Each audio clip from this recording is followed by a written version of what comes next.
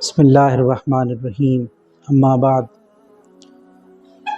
اہلیان پاکستان میں 1444 ہجری کے ماہ محرم الحرام کے سلسلے میں شہادت امام حسین، ان کے جانثاران کا پرسہ تعزیت آپ تمام احباب کی خدمت میں وبالخصوص زمانے کے امام اجل اللہ تعالی فرجہ الشریف کی بارگاہ میں پیش کرتا ہوں۔ اس گفتگو کا مقصد محرم الحرام اور پاکستان میں عزاداران امام حسین، جن میں شیعہ بھی شامل ہیں اور اہل سنت بھی شامل ہیں، جو بڑھ چڑھ کر عزاداری میں حصہ لیتے ہیں، ان کو درپیش مشکلات ہیں۔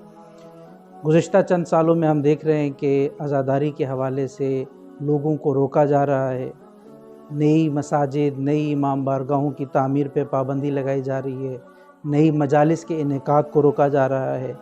چند روز پہلے chief secretary Punjab, home secretary Punjab کی طرف سے ایک اعلامیہ جاری ہوا جس میں کہا گیا کہ عشرہ محرم الحرام میں کوئی نئی مجلس منعقد نہیں ہوگی، حتیٰ کہ گھروں کے اندر بھی نہیں ہوگی۔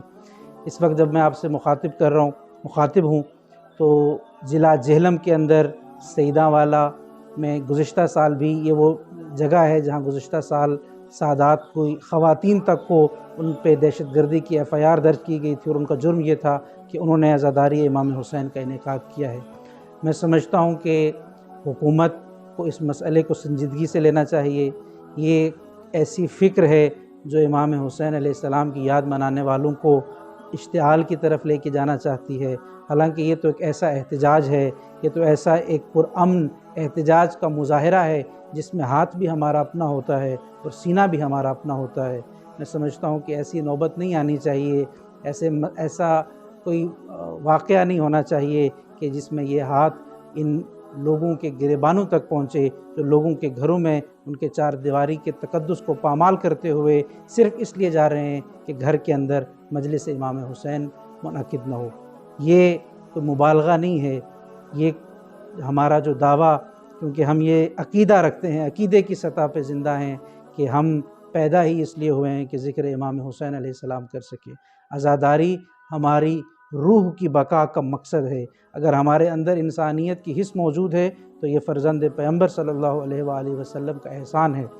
پاکستان کے اندر ہمیں آئین پاکستان نے تمام شہریوں کو یہ تحفظ دیا ہے کہ وہ جس رنگ میں چاہیں اپنی عبادات منا سکتے ہیں۔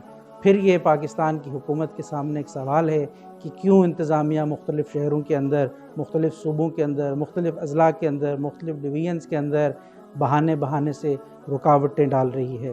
ان تمام مشکلات کے باوجود میں عزاداروں کے نام یہی پیغام دوں گا کہ آج بھی ہم میدان میں موجود ہیں، آج بھی ہم عزاداری سید الشہداء کرنے کے لیے گھروں سے باہر نکلتے ہیں، لوگ گھروں کے اندر عزاداری منعقد کرتے ہیں۔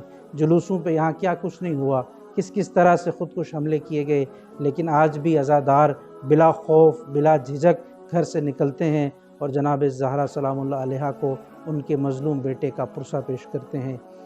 وہ زمانہ بھی اس قوم نے دیکھا ہے جب کربلا جانے کے لیے اگر 100 افراد جاتے تو کہا جاتا کہ ایک ان میں سے قتل ہوگا تو باقی 99 جائیں گے۔ پھر وہ زمانہ بھی آیا جب انہوں نے کہا 100 میں سے 10 لوگ قتل ہوں گے تو پھر آپ کربلا جا سکیں گے۔ لیکن آج بھی یوم اربعین آپ دیکھ لیجئے، کروڑوں عاشقان کربلا پہنچتے ہیں، بلا خوف بلا جھجک پہنچتے ہیں۔ یہ فیض ہے اس مظلوم کا جس کا ذکر خدا نے باقی رکھنا ہے۔ اس لیے یہاں جتنی بھی مشکلات آ جائیں، جتنے بھی مسائل آ جائیں، اس کے باوجود ہم عزاداری کرتے رہیں گے، لیکن اس ملک شہری ہونے کے ناطے ہم صدائے احتجاج بلند کرتے ہیں۔